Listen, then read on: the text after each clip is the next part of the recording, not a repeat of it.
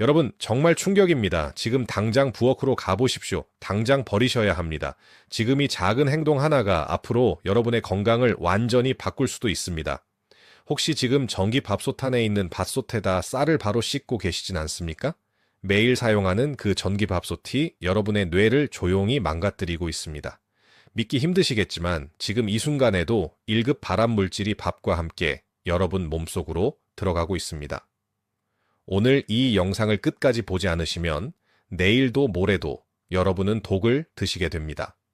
저는 15년간 어르신들의 건강을 진단하고 연구하면서 그동안 수많은 어르신들을 만나왔지만 오늘 드릴 이야기는 정말 심각하고 당장 고쳐야 하는 겁니다. 대한민국 국민 3명 중 1명이 평생 암을 겪고 치매 환자가 100만 명을 넘어선 지금 그 원인의 상당 부분이 우리 부엌 한가운데 있었습니다. 바로 지난달이었습니다. 78, 새 김영숙 어르신을 진료실에서 만났습니다. 어르신은 평생 술도 담배도 하지 않으셨습니다. 매일 아침 산책하시고 채소 위주로 드시던 건강한 분이셨죠. 그런데 최근 1년 사이 갑자기 기억력이 떨어지기 시작했습니다. 며칠 전에는 손자 이름도 헷갈리셨다고 합니다. 병원에서 정밀 검사를 받았더니 충격적인 결과가 나왔습니다. 어르신 몸속의 중금속 성분 중의 하나인 비소 수치가 정상인보다 3배 이상 높았고 납과 카드뮴 같은 중금속도 위험 수준으로 검출됐습니다. 도대체 왜일까요? 담당 의사는 조심스럽게 물었습니다. 어르신, 부엌에서 밥 지을 때 전기밥솥을 사용하시나요? 혹시 전기밥솥 안에 있는 솥에다가 바로 쌀을 씻으시나요? 그 질문에 어르신은 눈을 동그랗게 뜨셨습니다. 당연하죠. 20년 넘게 쓴 밥솥인데 멀쩡해요. 그리고 설거지 귀찮아서 밥솥에 바로 쌀 씻어요. 여러분, 바로 이겁니다. 그 사소한 습관이 어르신의 뇌를 조용히 망가뜨리고 있었던 겁니다. 여러분, 여기서 잠깐만 기다리십시오. 지금 이 영상이 정말 중요하다고 생각되시면 화면 아래 좋아요 버튼 한 번만 눌러주십시오. 그 한 번이 이 정보를 놓치지 않게 해줍니다. 그리고 지금부터 제가 알려드릴 내용은 어르신과 가족의 건강을 지키는데 꼭 필요한 정보입니다. 구독 버튼도 살짝 눌러두시면 앞으로 더 좋은 건강 정보를 받아보실 수 있습니다. 오늘 저는 전기밥솥 사용의 치명적인 문제점 3가지와 이미 몸에 쌓인 독소를 빼내는 5가지 황금 비법을 모두 알려드리겠습니다. 그리고 중간중간 99%가 모르는 실천 꿀팁까지 전부 공개합니다. 절대 놓치시면 안 됩니다. 자, 그럼 첫 번째 위험부터 바로 잡으러 가보겠습니다. 첫 번째 위험은 코팅 벗겨진 밥솥 내부입니다. 어르신들, 집에 있는 전기밥솥 안쪽을 한번 자세히 들여다보십시오. 혹시 까만 코팅이 군데군데 벗겨져서 은색 금속이 드러나 보이지 않습니까? 아니면 바닥에 하얀 가루 같은 게 붙어 있지 않으신가요? 그게 보이신다면 지금 당장, 정말 지금 당장 그 밥솥 사용을 멈추셔야 합니다. 왜냐고요? 전기밥솥 내부는 대부분 알루미늄으로 만들어져 있습니다. 그런데 알루미늄이 음식과 직접 닿으면 안 되니까 표면에 테프론이나 세라믹 같은 코팅을 입혀놓습니다. 문제는 시간이 지나면서 이 코팅이 벗겨진다는 겁니다. 세계보건기구에서는 알루미늄을 신경독성 물질로 분류하고 있습니다. 우리 뇌 속에 알루미늄이 쌓이면 신경세포를 서서히 파괴합니다. 기억력이 떨어지고 판단력이 흐려지고 결국에는 치매로 이어질 수 있습니다. 실제로 알츠하이머 치매 환자의 뇌를 부검했더니 정상인보다 알루미늄 농도가 10배에서 30배까지 높게 나왔다는 연구 결과가 있습니다. 대한신경과학회에서도 중금속 노출이 치매 위험을 3배 이상 높인다고 경고하고 있습니다. 그런데 여러분, 더 무서운 건 따로 있습니다. 코팅이 벗겨진 밥솥에서 밥을 지으면 고온 고압 상태에서 알루미늄이 녹아나옵니다. 물의 온도가 100도를 넘어가고 압력이 높아지면 금속 성분이 더 쉽게 용출됩니다. 특히 현미밥이나 잡곡밥처럼 오래 익히는 밥일수록 물을 많이 넣어 묽게 짓는 죽일수록 알루미늄이 더 많이 녹아나옵니다. 한 어르신은 이렇게 말씀하셨습니다. 박사님, 저는 건강을 위해서 매일 현미밥에 잡곡 넣어 먹었어요. 그런데 그게 오히려 독이었다니 충격입니다. 맞습니다. 건강하려고 한 선택이 오히려 독을 더 많이 드시게 만들었던 겁니다. 김영숙 어르신도 마찬가지였습니다. 건강을 위해 20년 동안 잡곡밥만 드셨는데 코팅 벗겨진 밥솥으로 매일 알루미늄을 같이 드신 겁니다. 그럼 어떻게 해야 할까요? 답은 명확합니다. 첫째, 코팅이 조금이라도 벗겨진 밥솥은 미련 없이 버리십시오. 아깝다고 생각하시면 안 됩니다. 10만 원짜리 새 밥솥이 1000만 원짜리 치매 치료비보다 훨씬 쌉니다. 둘째, 새 밥솥을 사실 때는 반드시 식품의약품안전처 인증 마크를 확인하십시오. 그리고 스테인리스 내솥이나 세라믹 코팅 제품을 선택하시는 게 안전합니다. 셋째, 밥솥을 사용하실 때 금속 수저나 뾰족한 도구로 긁지 마십시오. 코팅이 벗겨지는 주요 원인입니다. 자, 이제 두 번째 위험으로 넘어가겠습니다. 이건 정말 많은 어르신들이 하시는 실수입니다. 바로 전기밥솥 내솥에 쌀을 넣고 그대로 씻는 습관입니다. 아이고 박사님, 그게 뭐가 문제예요? 편하잖아요. 설거지도 줄어들고. 그렇게 말씀하실 수도 있습니다. 충분히 이해합니다. 하지만 이 사소한 습관이 어르신의 건강을 심각하게 위협하고 있습니다. 쌀알을 자세히 보십시오. 딱딱하고 모서리가 날카롭죠? 이 쌀알을 밥솥 안에서 박박 문지르면 쌀알이 사포처럼 작용합니다. 밥솥 코팅을 긁어내는 겁니다. 눈에는 안 보이지만 미세한 흠집이 수없이 생깁니다. 처음에는 정말 미세해서 모릅니다. 하지만 매일매일 반복하면 그 흠집이 점점 커지고 결국 코팅이 벗겨집니다. 한국소비자원에서 조사한 결과에 따르면 밥솥 내솥에서 쌀을 씻는 가정의 경우 그렇지 않은 가정보다 내솥 수명이 평균 40% 짧았습니다. 코팅 손상이 그만큼 빨리 진행된다는 뜻입니다. 코팅이 벗겨지면 어떻게 될까요? 앞서 말씀드린 대로 중금속 알루미늄이 그대로 드러납니다.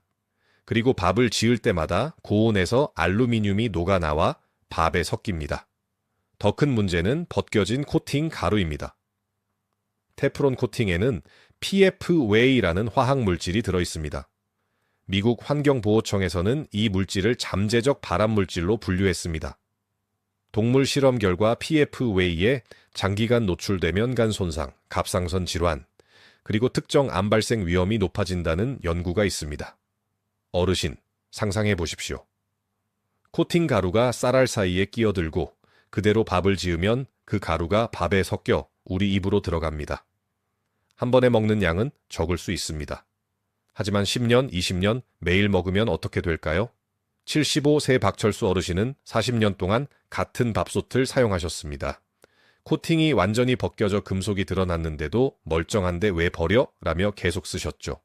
그리고 편하다고 밥솥에서 쌀을 씻으셨습니다. 최근 어르신은 극심한 소화불량과 만성 피로에 시달리셨습니다. 병원에서 검사했더니 간 수치가 정상의 2배, 중금속 수치는 3배 이상 높게 나왔습니다. 의사는 말했습니다. 장기간 중금속 노출로 인한 만성 중독 증상입니다. 여러분, 이제 어떻게 하셔야 할지 아시겠죠? 첫째, 쌀은 반드시 별도의 볼이나 그릇에서 씻으십시오. 스테인리스 볼이나 플라스틱 대야를 사용하시면 됩니다. 둘째, 쌀을 씻을 때는 서너 번 정도만 가볍게 헹구십시오. 너무 박박 문지르면 쌀의 영양소도 같이 빠져나갑니다. 셋째, 씻은 쌀을 밥솥에 옮길 때는 물기를 충분히 빼고 조심스럽게 옮기십시오. 이 3가지만 지켜도 밥솥 코팅을 몇 년은 더 오래 사용할 수 있고 무엇보다 어르신의 건강을 지킬 수 있습니다. 자, 이제 3번째 위험입니다. 이것도 많은 분들이 모르고 계십니다. 바로 밥솥 보온 기능을 너무 오래 사용하는 겁니다. 박사님, 나 아침에 밥 해놓고 저녁까지 보온해서 먹는데 그게 왜요? 어르신들, 밥을 오래 보온하면 2가지 큰 문제가 생깁니다. 첫 번째 문제는 세균 번식입니다. 밥솥 보온 온도는 대부분 70도에서 80도 사이입니다. 이 온도는 세균이 죽지도 않고 그렇다고 완전히 억제되지도 않는 애매한 온도입니다. 특히 바실러스 세르스라는 세균이 문제입니다. 이 세균은 쌀밥에서 잘 자라는데 보온 상태에서 4-5시간만 지나도 폭발적으로 증식합니다. 식품의약품안전처 연구에 따르면 밥을 12시간 이상 보온했을 때 세균 수가 초기보다 1000배 이상 증가했다는 결과가 있습니다. 이 세균이 만든 독소를 먹으면 면역력이 약한 분들은 구토, 설사, 복통이 생길 수도 있습니다. 아이고, 나 평생 그렇게 먹었는데 멀쩡한데요? 그렇게 말씀하시는 어르신들 많으십니다. 하지만 급성 식중독 증상이 없다고 해서 안전한 게 아닙니다. 세균이 만든 독소가 장 점막을 서서히 손상시키고 만성 염증을 일으키며 결국 면역력을 떨어뜨립니다. 두 번째 문제는 영양소 파괴입니다. 밥을 오래 보온하면 비타민 B군과 비타민 C 같은 수용성 비타민이 파괴됩니다. 열에 약한 영양소들이 시간이 지날수록 점점 줄어드는 겁니다. 한국식품영양과학회 연구에 따르면 밥을 6시간 보온했을 때 비타민 B1이 50% 이상 감소했고 12시간 후에는 70% 이상 파괴됐다고 합니다. 게다가 장시간 보온하면 밥이 누렇게 변하고 냄새도 나기 시작합니다. 이건 메일라드 반응이라는 화학 반응 때문입니다. 탄수화물과 단백질이 결합하면서 갈변 물질이 생기는 건데 이 과정에서 발암 가능 물질도 생성될 수 있습니다. 그럼 어떻게 해야 할까요? 첫째, 밥은 지은 후 4시간 이내에 드시는 게 가장 좋습니다. 둘째, 남은 밥은 보온하지 마시고 냉장 보관하십시오. 밥을 식힌 후 밀폐 용기에 담아 냉장고에 넣으시면 이틀 정도는 안전하게 보관할 수 있습니다. 대신 이틀이 지나면 과감하게 버려야 합니다. 셋째, 냉장 보관한 밥은 전자레인지에 2분 정도 데워 드시면 됩니다. 물을 한두 스푼 뿌리고 두면 더 촉촉하게 드실 수 있습니다. 자, 여기까지 정이밥솥 사용의 3가지 위험을 모두 말씀드렸습니다. 정리하자면 이렇습니다. 첫째, 코팅 벗겨진 밥솥은 알루미늄 중독의 지름길입니다. 둘째, 밥솥에서 쌀 씻으면 코팅 손상이 빨라지고 발암물질 노출 위험이 커집니다. 셋째, 밥 장시간 보온은 세균 증식과 영양소 파괴를 일으킵니다. 이 3가지의 공통점이 뭘까요? 바로 오래된 습관입니다. 편하다고, 아깝다고, 별일 없었다고 계속 반복했던 습관들이 어르신의 건강을 조용히 망가뜨리고 있었던 겁니다. 하지만 어르신들 걱정하지 마십시오. 지금부터 제가 이미 몸에 쌓인 중금속과 독소를 빼내는 5가지 황금 비법을 알려드리겠습니다. 이 방법들은 전부 과학적으로 검증됐고 집에서 쉽게 실천할 수 있는 것들입니다. 자, 그럼 첫 번째 해독식품부터 시작하겠습니다. 먼저 해독식품 첫 번째는 미역과 다시마입니다. 어르신들 미역국 좋아하시죠? 생일에 미역국 드시고 해장으로도 드시죠? 그런데 미역이 단순히 맛있는 음식이 아니라 중금속을 빼내는 최고의 해독식품이라는 사실 아셨습니까? 미역과 다시마는 알긴산이라는 성분이 풍부합니다. 이 알긴산은 아주 특별한 능력이 있습니다. 우리 몸속을 돌아다니는 중금속 입자들을 자석처럼 찰싹 달라붙어서 몸 밖으로 내보내는 겁니다. 서울대학교 식품영양학과 연구팀의 실험 결과를 보면 알긴산을 섭취한 그룹이 그렇지 않은 그룹보다 납 배출량이 60% 더 많았습니다. 카드뮴과 수은 같은 중금속도 40% 이상 더 많이 배출됐습니다. 어떻게 이런 일이 가능할까요? 알긴산 분자는 끈적끈적한 젤 같은 구조를 가지고 있습니다. 이게 우리 장을 지나가면서 중금속 이온들을 꽉 껴안습니다. 한번 껴안으면 절대 놓지 않고 대변으로 쏙 빠져나가는 겁니다. 실제로 한 어르신은 3달 동안 매일 미역국을 드셨습니다. 그리고 다시 검사를 받았더니 혈중 납 수치가 30% 감소했다고 합니다. 요즘 머리도 맑아지고 소화도 잘 되는 것 같아요 라고 말씀하셨습니다. 그럼 어떻게 드셔야 할까요? 하루 미역 15g, 손가락 1마디 정도 분량이면 충분합니다. 미역국으로 드셔도 좋고 미역 무침으로 드셔도 좋습니다. 여기서 꿀팁 하나 드립니다. 미역을 참기름에 볶다가 물을 부어 끓이면 알긴산이 더 잘 우러나옵니다. 다시마도 마찬가지입니다. 다시마, 육수를 내서 국이나 찌개에 사용하십시오. 다시마 한 장이면 6인분 육수를 낼 수 있습니다. 두 번째 해독식품은 바로 마늘입니다. 아이고 박사님, 마늘은 너무 맵고 속 쓰려서 못 먹겠어요. 그렇게 말씀하시는 어르신들 많으실 겁니다. 하지만 마늘만큼 강력한 해독식품도 없습니다. 마늘에는 알리신이라는 황화합물이 들어있습니다. 이 알리신이 우리 간에서 해독 효소를 활성화시킵니다.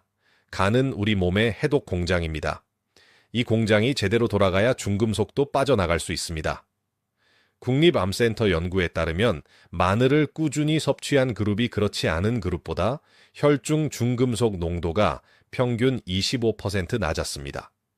특히 납과 카드뮴 제거에 효과적이었습니다. 또 마늘의 셀레늄 성분은 수은과 결합해서 독성을 중화시킵니다. 수은은 주로 큰 생선을 통해 우리 몸에 들어오는데 마늘이 이 수은을 무력화시키는 겁니다. 그래도 마늘은 너무 알인데요. 하시는 분들 계시죠? 걱정하지 마십시오. 제가 속 안 쓰리는 마늘 섭취법 알려드리겠습니다. 우선 마늘을 잘게 다지거나 으깨십시오. 그리고 10분 동안 그냥 두십시오.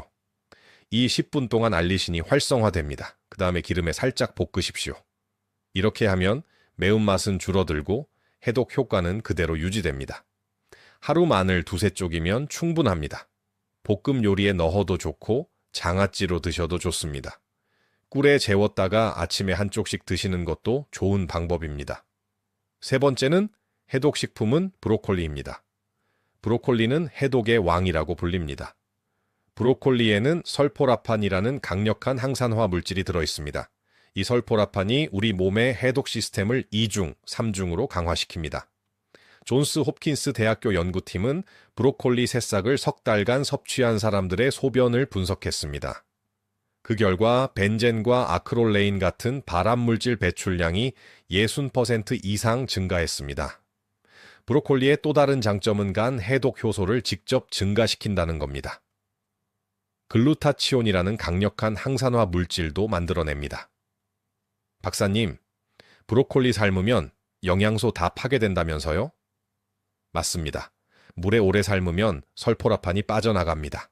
그래서 조리법이 중요합니다. 브로콜리는 쪄 드시는 게 가장 좋습니다. 찜기에 5분만 쪄도 충분히 익습니다. 아니면 전자레인지에 3분 정도 돌리셔도 됩니다. 생으로 드실 수 있으면 더 좋습니다. 브로콜리를 잘게 썰어서 10분 정도 두었다가 샐러드로 드시면 설포라판이 최대로 활성화됩니다. 일주일에 3-4번, 한 컵 정도 드시면 충분합니다. 해독식품 네 번째는 사과입니다. 네 번째는 여러분이 잘 아시는 사과입니다. 하루 사과 한 알이 의사를 멀리한다는 말 들어보셨죠? 사과의 비밀은 껍질에 있습니다. 사과 껍질에는 펙틴이라는 식이섬유가 가득합니다. 이 펙틴이 장에서 중금속을 붙잡아 배출시킵니다. 캐나다 맥길 대학교 연구에 따르면 사과 펙틴이 장에서 납을 30%, 카드뮴을 25% 감소시켰습니다. 박사님, 사과 껍질에 농약 묻어 있잖아요. 걱정하지 마십시오. 농약 제거하는 완벽한 방법 알려드리겠습니다. 사과를 물에 5분간 담가 두십시오. 그 다음 베이킹소다 1스푼을 물에 풀어서 30초 동안 문질러 씻으십시오. 마지막으로 흐르는 물에 깨끗이 헹구면 됩니다. 이렇게 하면 농약이 90% 이상 제거됩니다. 아침 식사 30분 전에 사과 하나를 껍질째 드십시오. 빈속에 먹으면 펙틴이 장벽을 먼저 코팅해서 하루 동안 들어오는 나쁜 물질들을 더 효과적으로 잡아챕니다. 해독식품 5번째는 가장 간단하지만 가장 중요한 것입니다. 바로 물입니다. 물이 해독식품이에요? 묻는 분 계실 텐데요. 정말 그렇습니다. 물은 우리 몸의 청소부입니다.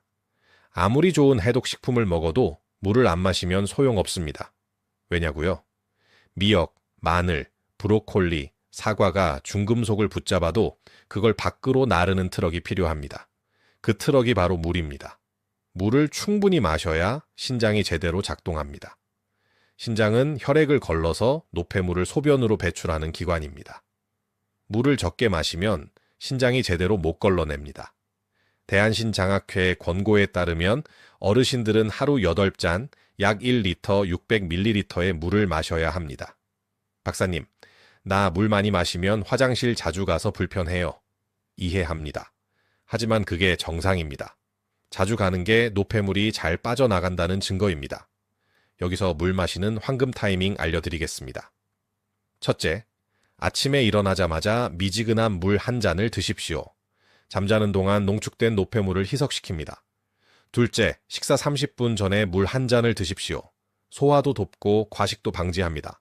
셋째, 자기 한두 시간 전에 물 한 잔을 드십시오. 너무 늦게 마시면 밤에 화장실 가느라 잠을 설치게 됩니다. 찬물보다는 미지근한 물이 좋습니다. 찬물은 위장에 부담을 주지만 미지근한 물은 부드럽게 흡수됩니다. 자, 이제 실천 팁을 드리겠습니다. 첫 번째는 올바른 밥 짓기 방법입니다. 쌀은 반드시 스테인리스 볼이나 플라스틱 대야에서 씻으십시오. 서너 번만 가볍게 헹구면 됩니다. 너무 많이 씻으면 쌀의 영양소가 빠져나갑니다. 씻은 쌀을 밥솥에 옮길 때는 플라스틱 국자나 밥주걱을 사용하십시오. 금속 도구는 코팅을 긁을 수 있습니다. 물은 쌀 양의 1.2배 정도가 적당합니다. 손가락을 쌀 위에 대고 첫 번째 마디까지 물이 오면 딱 맞습니다. 밥을 지은 후에는 뚜껑을 열고 주걱으로 밥을 한번 섞어 주십시오. 이렇게 하면 수증기가 빠져나가고 밥이 더 고슬고슬해집니다. 남은 밥은 바로 밀폐 용기에 담아 식힌 후 냉장고에 보관하십시오. 4시간 이상 보온하지 마십시오. 두 번째는 밥솥 올바른 관리법입니다. 밥솥을 닦을 때는 부드러운 스펀지를 사용하십시오. 절대 철수샘이나 거친 스펀지를 쓰지 마십시오. 코팅이 긁힙니다. 세제도 중성 세제를 사용하십시오. 강한 세제는 코팅을 손상시킬 수 있습니다. 밥솥 내솥에 눌러붙은 밥이 있으면 물을 부어서 30분 정도 불려두십시오. 그러면 쉽게 떨어집니다. 억지로 긁지 마십시오. 밥솥 고무 패킹도 정기적으로 씻으십시오. 여기에 밥알이 끼면 세균이 번식합니다. 한 달에 한 번은 패킹을 빼서 베이킹소다물에 담갔다가 씻으십시오. 밥솥 뚜껑 안쪽에 증기 배출구도 막히지 않았는지 확인하십시오. 막히면 압력이 제대로 안 빠져서 고장 날 수 있습니다. 밥솥을 사용하지 않을 때는 뚜껑을 열어두십시오. 습기가 차면 곰팡이가 생길 수 있습니다. 1년에 한 번은 밥솥 내솥을 자세히 살펴보십시오. 코팅이 벗겨지지 않았는지, 흠집은 없는지 확인하십시오. 조금이라도 코팅이 벗겨졌으면 과감히 교체하십시오. 밥솥 수명은 평균 5년입니다. 5년이 지났으면 멀쩡해 보여도 교체를 고려하십시오. 눈에 안 보이는 코팅 손상이 있을 수 있습니다. 자, 여기까지 전기밥솥의 위험과 해독 방법, 그리고 실천 팁까지 모두 말씀드렸습니다. 다시 한번 핵심만 정리해 드리겠습니다. 피해야 할 것 3가지. 첫째, 코팅 벗겨진 밥솥 사용하지 마십시오. 알루미늄 중독의 지름길입니다. 둘째, 밥솥에서 쌀 씻지 마십시오. 코팅 손상이 빨라집니다. 셋째, 밥 4시간 이상 보온하지 마십시오. 세균 증식과 영양소 파괴가 일어납니다. 먹어야 할 것 5가지. 첫째, 미역과 다시마로 중금속을 흡착해서 배출하십시오. 둘째, 마늘로 간 해독 효소를 활성화시키십시오. 셋째, 브로콜리로 발암물질을 제거하십시오. 넷째, 사과를 껍질째 먹어서 장을 청소하십시오. 다섯째, 물을 하루 8잔 마셔서 노폐물을 씻어내십시오.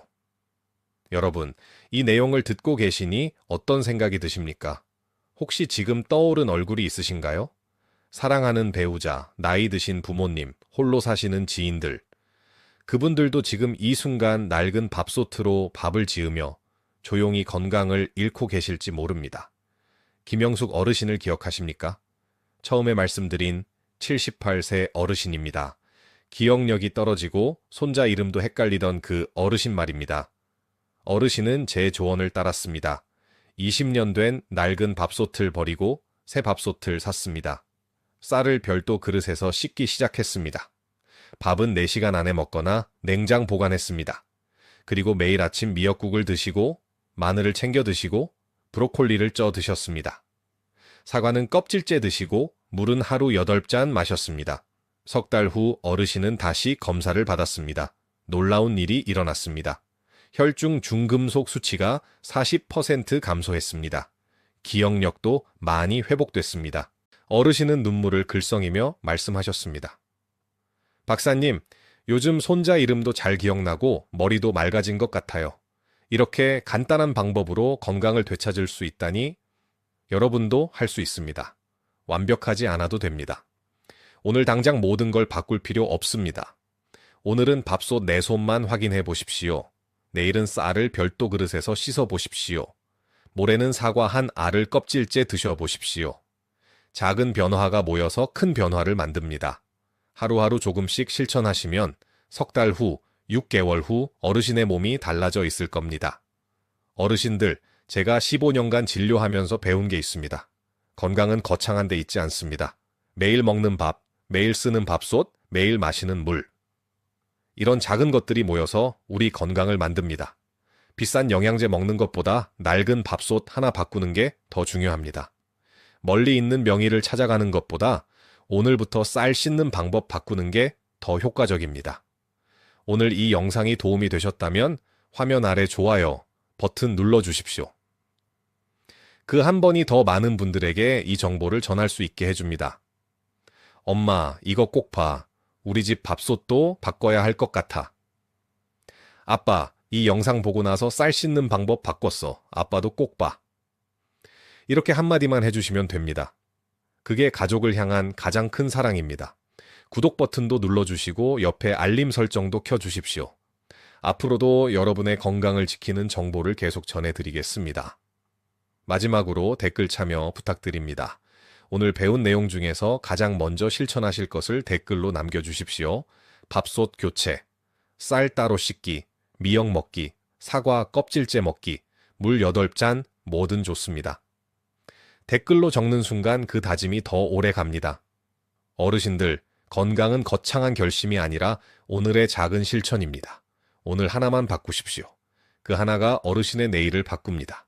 언제나 기억하십시오. 늦은 때는 없습니다. 지금 이 순간이 가장 빠른 때입니다. 다음 영상에서 또 만나겠습니다. 건강하십시오. 감사합니다.